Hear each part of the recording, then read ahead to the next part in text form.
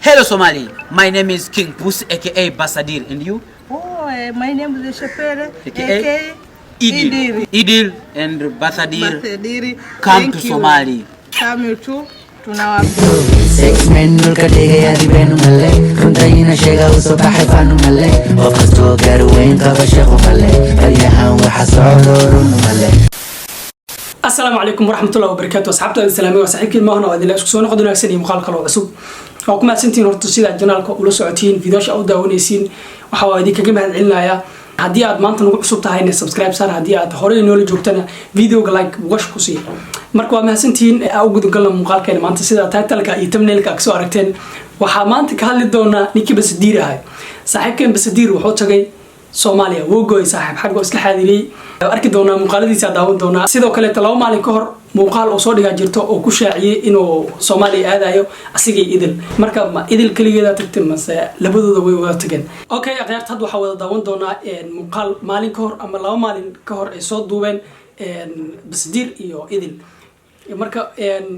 waa muuqaalkii ay ku shaaciyeen inay imaanayaan Soomaaliya waa daawan doona marka muuqaalkaas. Hello Somali, my name is King Puss aka Basadir, and you? Oh, my name is Shapere aka Idil. Yeah. Come to Somali. Yeah. Somali, after 2 days, me and Chepele, I'm coming to Somali after 2 days. All people of Somali, yes, thank you. Tomorrow, after 2 days, I'm coming to Somali to my friend Farhan Dir and my friend Fananka tomorrow. muuqaalkan waa laba maalin ka hor sababtoo maadaama maanta oo tagay laba maalin ka hor ay muuqaalkan duubeen ee ku shaaciyeen inay imaanayaan Soomaaliya kulay had maanta way tageen. After two days I'm coming to Somali. Yes, Idil and Basadir come to Somali. Come you too. Tunawapenda. Idil iyo Basdiir waa imaanayaan oo dhahay Soomaaliya sida u jeedibo laakiin muuqaalada dhirtaan aan tusi doono Basdiir bisa ka muuqdo oo idil ma aysan tagin oo maleena Soomaaliya ma aqaan sababtay uu ma haysay go'aanka way badashay oo maleena go'aankeeda sidoo kale to waa kana muuqaalada aadiyaha waxa kamid ah muuqaalkan yar oo TikTok ah intaas oo saari doona asigana oo Basdiir markii elboorka ku soo dagay qaabka loo soo dhaweeyay oo sawirada loo galay ku socdo. Sex men dulka dhigaya dibenu male runtayina sheega usoo baxay faanu male qof kastoo gaarweyn qaba shaqo male baryahan waxa socdo runu male. sida u jeedin baa way koofidiisa gacanta ku wata basadaan waa wixii lagu yaqaan Soomaa hadii uu koofiga gashto wax sawir la galay ma lahan sababtoo wixii aad bar walba lagu barto waxa waay waa ina aadan ka tagin macnaha oo beeshaada ay ka muuqdaan macnaha mar walba sidoo kale to way kulmeen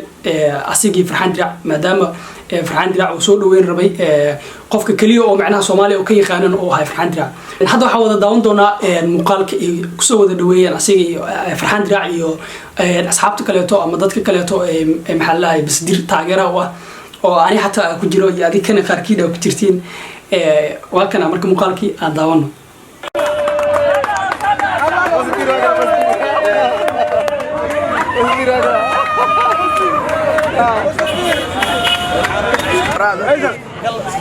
Yo, welcome, thank you very much. I'm Somali, man.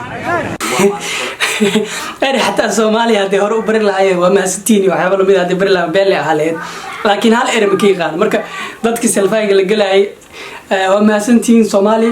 oo ku haya marka waa ku wada nasaaxib Basdiir ku socod. waa maalin kale oo madal u noqotay kulanka saaxiibo si online ah oo u dhaxmari jiray wada shaqeyn dhanka majaajilada ah. Farxaan Dirac iyo Kim Buzi ama Ibrahim Mustafa oo Soomaalidu ay u taqaan Basdiir ayaa maanta markii ugu horeysay ku kulmay caasimadda dalka ee Muqdisho oo ay ku ballansanaayeen in mar ay ku wada kulmaan soo dhaweyn iyo taageero aan gacan ku rimis ahayn ay dadka Muqdisho u sameeyeen.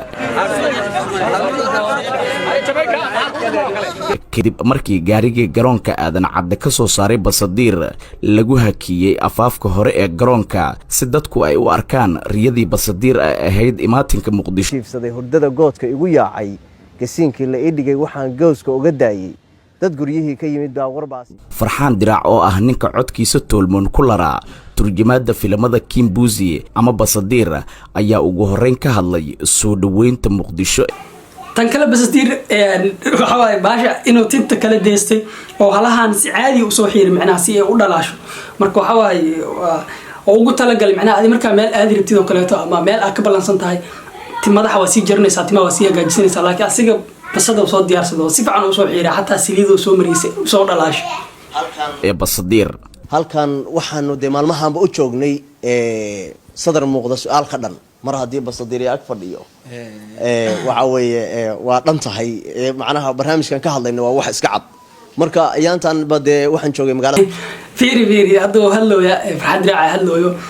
basadiir marka af Soomaaligiin ma fahmaayo marka waxaan sameeyno fiiraade af Soomaaliga wajiga laga turjumaa Swahili loo sii turjumaa macnaha way dhacday oo Ilaahay waa noo suura galiyay aniga iyo asxaabtayda inaan ku soo dhaweyno magaalada Muqdisho mar kale waxaan u mahad celinayaa asxaab far ku tirisa oo anigana marka hore si weyn ii soo dhaweysay iminkana wax walba iyagu maaragta Ilaahay ka sokow nala fududeeyay dhinaca kale majaajilista Ibraahim Mustafa Basadiir Dabhindis oo ka warbixiyay soo dhaweyntii koobneed ee bulshada Soomaaliyeed markaan waxa u boodaynaa qaybta oo hadlaaya basadiir oo ka hadlaaya qaabka loo soo dhaweeyay marka cha kwanza nafurahi sana Somali kwa nisingefahamu mimi siwezi nikajiita King Pussy bila yeye kunifanya nisijulikane Somali. midda ugu horeysa Soomaaliya waan ku faraxsanahay aniga ma isugu yeeri karo King Pussy la'aantiin in Soomaaliya la iga aqoonsado isaga u sabab ah shaqo aad u weyn ayuu qabtay wuxuu sabab u ahaa in Elborka la igu soo dhaweeyo sidii madaxweynaha oo kale taageerayaasha dhan Elborka ayay yimaadeen waxayna noo taageereen si lama filaan ah Soomaaliya ayay igu soo dhaweeyeen Soomaaliya ayaan soo arkay oo aad u dhisantay isagaana sabab u ah in Soomaaliya la iga aqoonsado ma dhihi karo Soomaaliya qof kale ayaan ku haystaa waqtigan hadda la joogo isaga ayaa ii walaal iyo saaxiib ii ah jiifkayga cunnadeeda iyo nolosheeda dhan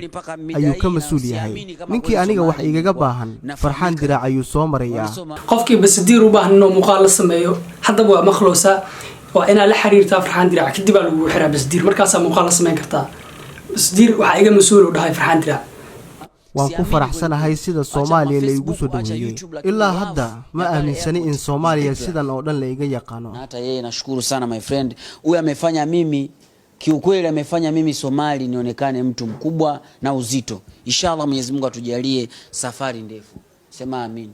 King Pussy oo ah majaajilista iyo sida ujeedin si wanaagsan loo soo dhaweeyay waxa waaye dad oo san isdheeynin intaas oo qof Soomaali ka taqaano ay soo dhaweysay sidoo kale farxaan diraac oo intaas oo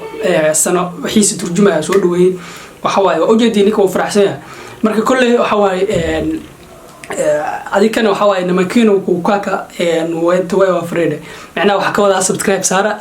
commentigan ku soo qora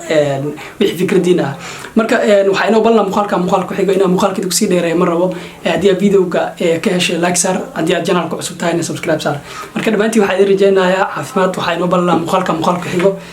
see you